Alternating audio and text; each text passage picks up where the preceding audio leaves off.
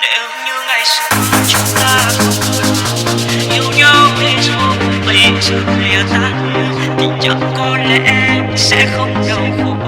Yêu thương vụn vỡ thêm một lần nữa.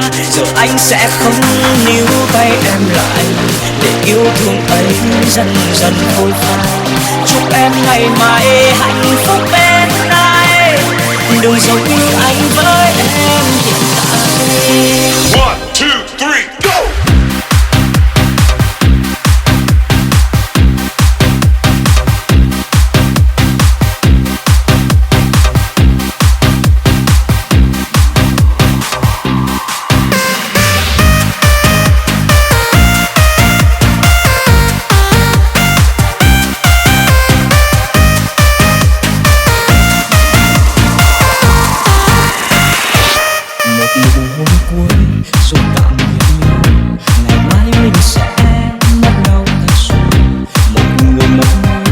Tìm hạnh phúc mới để không ai phải phiền lụy đến ai. Dù cho ngày mai nỗi đau còn dài, yêu thương ấy sẽ không tồn tại. Ai cũng sẽ phải hướng đến tương lai để kiếm cho mình một người kề vai.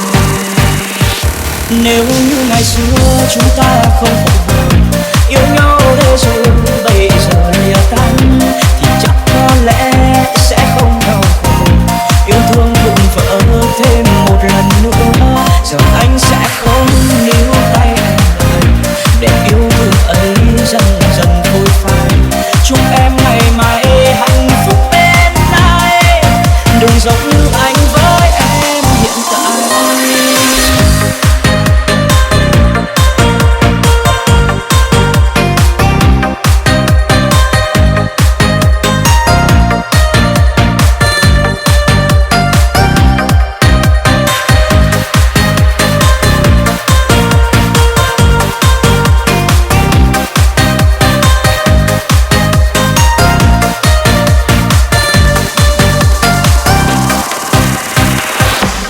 Nụ hôn cuối rồi tạm biệt nhau.